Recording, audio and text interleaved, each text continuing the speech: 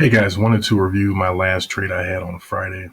Um, so this trade was in ExxonMobil. Um, Looking at if you go to XLE, have been watching XLE for a little while. It's really one of the only strong sectors in the market.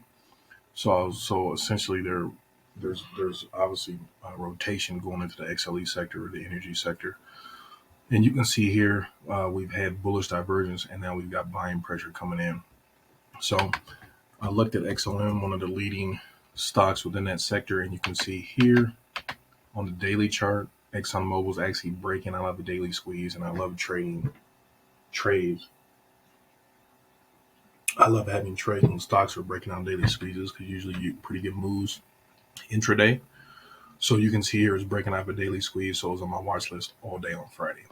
So here's how this setup took place. Essentially, typically energy, has as of late has sold off like crazy in the morning and then rallies in the afternoon. So I was watching the sell off and then I would just watch the rally happen all day. It really would have been good to get in around here, but I didn't.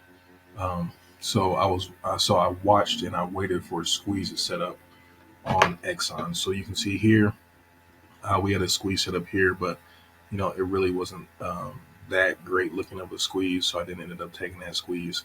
And then we had a squeeze set up here towards the end of the day. So, and this squeeze here that had set up intraday, right? It hadn't set up near all-time highs. I mean, all near the intraday highs. I wanted that another squeeze to set up that was closer to those intraday highs.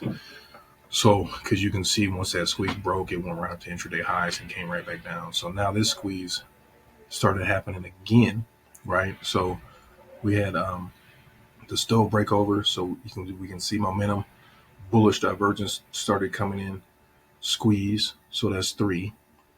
Volume started increasing a bit, that's 4, and then we had the 9 EMAs crossover to 21, so that's 5 factors that was kind of going to this trade. So what I did is I got in the trade um, once I seen we had because we squeezed this whole time, even though buying pressure was coming in. Now we broke out of the trade with buying pressure.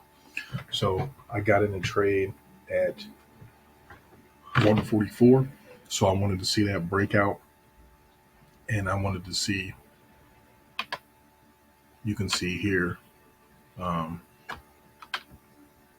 we had resistance at that 91.44 level pretty much all intraday, and then that intraday high was 91.55, right? So I wanted to get a break above there prior to entry.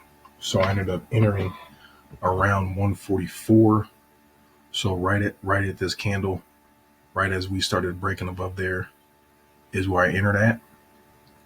So I was down slightly right when I got in, but once we started breaking above there, and then I ended up exiting at 148. So I ended up exiting right as we started breaking out around that 91.76 level.